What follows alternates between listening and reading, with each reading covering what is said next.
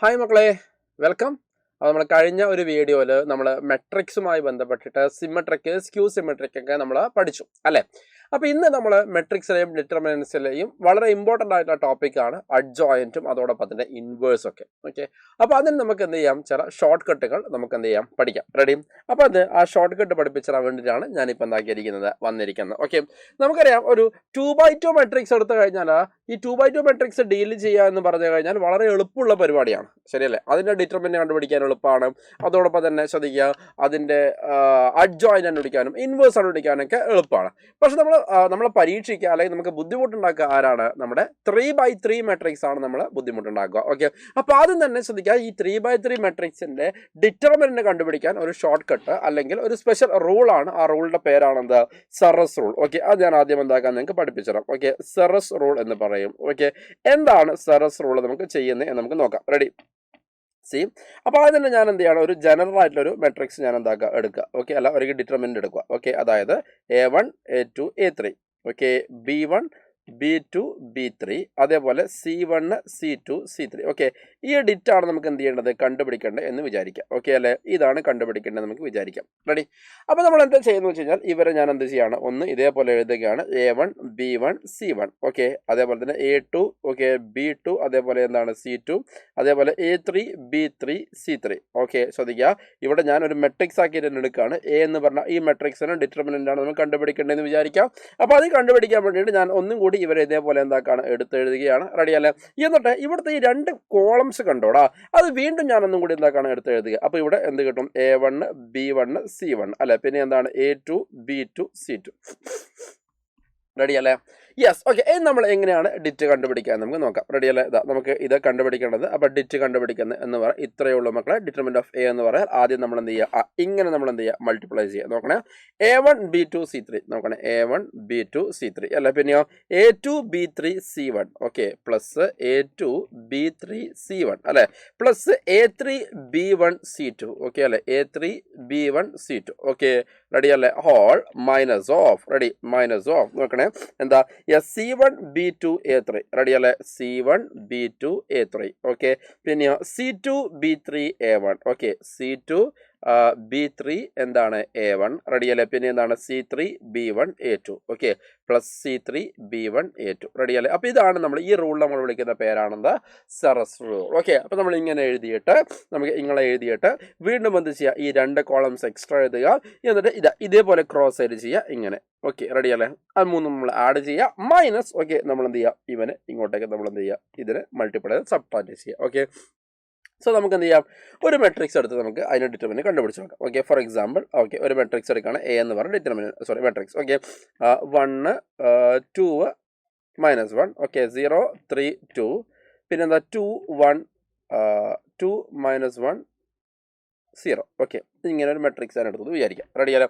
അപ്പോൾ ഇതിൻ്റെ ഡിറ്റ് ഞാൻ എന്ത് ചെയ്യണം, കണ്ടുപിടിക്കണം. ഓക്കെ, ആ ഡിറ്റ് കണ്ടുപിടിക്കണം. അപ്പോൾ ഡിറ്റ് എ അല്ലേ എന്ന് പറഞ്ഞു കഴിഞ്ഞാൽ, ഓക്കെ, നമ്മൾ എന്താ ചെയ്യുക, 1 0 2. ഓക്കെ, പിന്നെ എന്താണ് 2 3 -1, പിന്നെ -1 2 0. റെഡിയല്ലേ?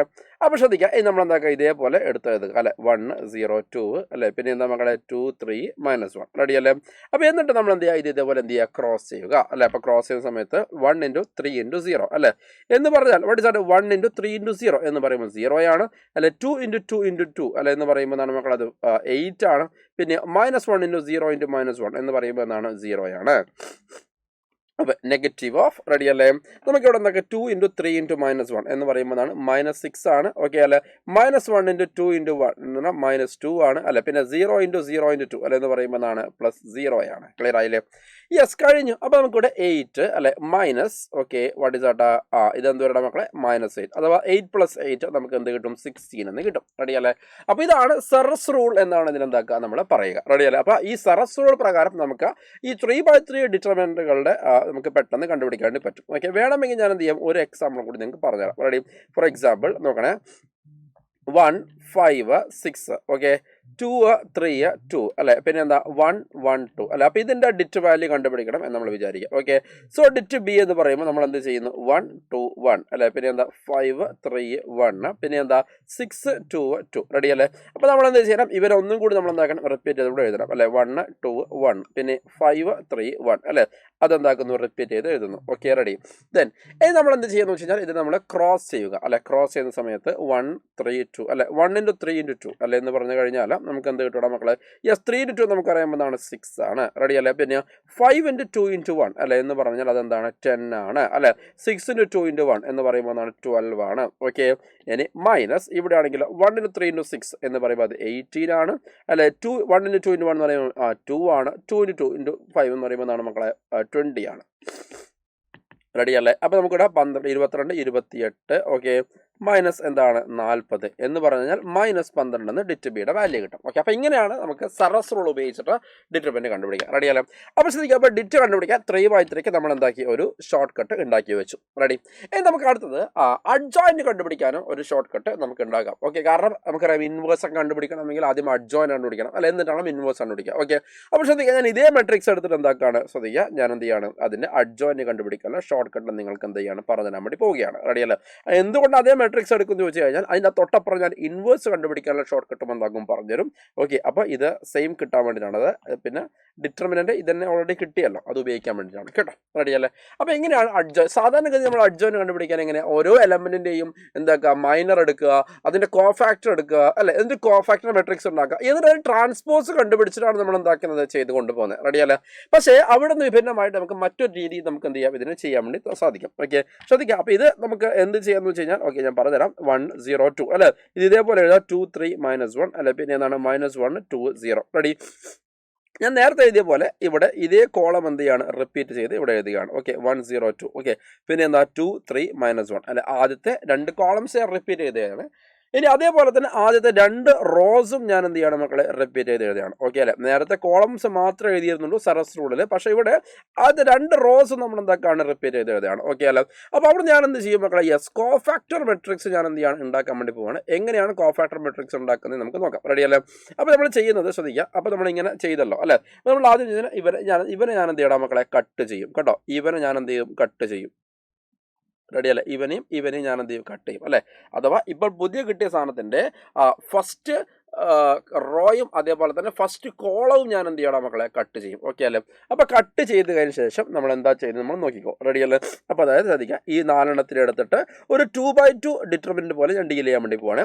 അപ്പോൾ നമുക്കറിയാം അത് ഡീൽ ചെയ്യുന്ന സമയത്ത് നമുക്കറിയാം അല്ലെ, വാട്ട് ഇസ് ദാറ്റ്, യെസ് 3 × 0 -2 × 1 അല്ലെ. 3 × 0 0 ആണ് അല്ലെ, അവിടെ എന്ത് വരും മക്കളെ, 2 എന്ന് വരും. മനസ്സിലായില്ലേ? ഓക്കെ അല്ലെ? 0 -2 അല്ലെ എന്ന് പറയുമ്പോൾ +2 എന്ന് വരും. ഓക്കെ, പിന്നെ 2 × 2 എന്ന് പറയുമ്പോൾ നമുക്കറിയാം എന്താണ്, 4 ആണ്. 4 - 0 എന്ന് പറയുമ്പോൾ എന്താണ്, അത് 4 ആണ്. ഓക്കെ അല്ലെ? പിന്നെ 0 × -1 നമുക്ക് അറിയാമെന്നാണ് 0 ആണ് അല്ലെ. -2 × 3 എന്ന് പറയുമ്പോൾ എന്താണ് മക്കളെ, 6 ആണ്. -6 എന്ന് കിട്ടി. റെഡി അല്ലേ?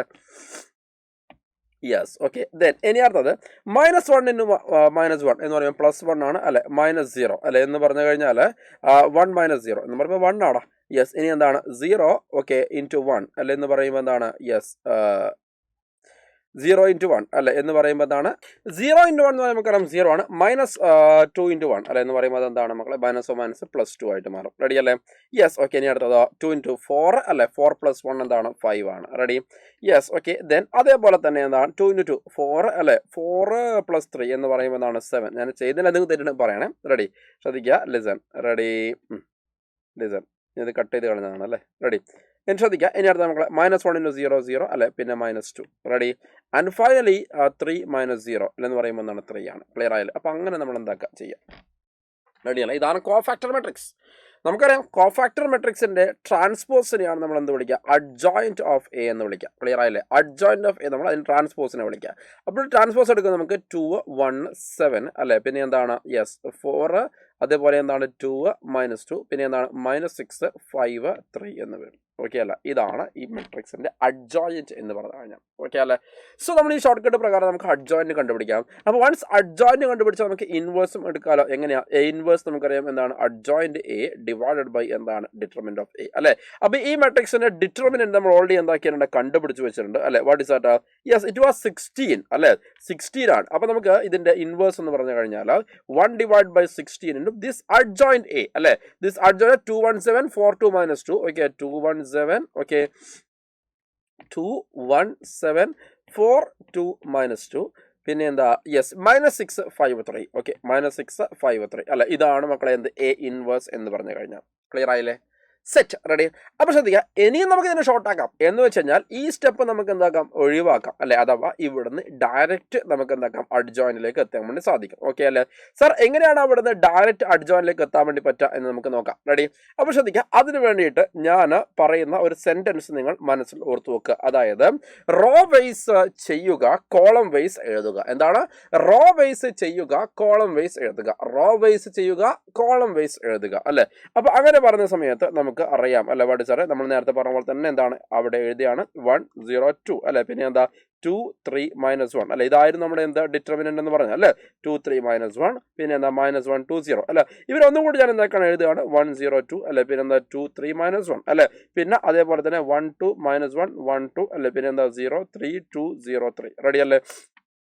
Yes, okay.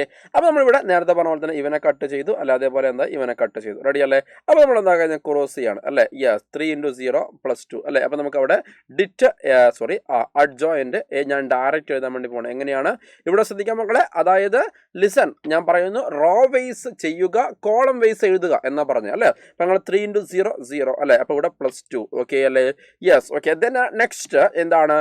4 - 0 എന്ന് പറയുമ്പോൾ 4 ആണ്. അത് എവിടെ എഴുതേണ്ടത്? ഇവിടെയാണ് എഴുതേണ്ടത്. റെഡി അല്ലേ? നമ്മൾ എന്താക്കുക? ഇവിടെ എഴുതരുത്. അതാ പറഞ്ഞ റോ വൈസ് ചെയ്യുക, കോളം വൈസ് എഴുതുക. അപ്പൊ അങ്ങനെ നമുക്ക് ഡയറക്റ്റ്ലി നമുക്ക് എന്ത് ചെയ്യാൻ വേണ്ടി പറ്റും?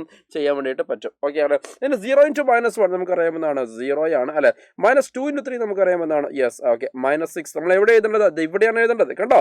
ഓക്കെ അല്ലേ? Yes, okay. റെഡി അല്ലേ? അപ്പോൾ ഇതിനടുത്ത് ശ്രദ്ധിക്കുക, അതേപോലെ തന്നെ -1 × -1 നമുക്കറിയാം +1 ആണ് അല്ലെ? ഓക്കെ. അപ്പോൾ ഇവിടെ 1. റെഡി?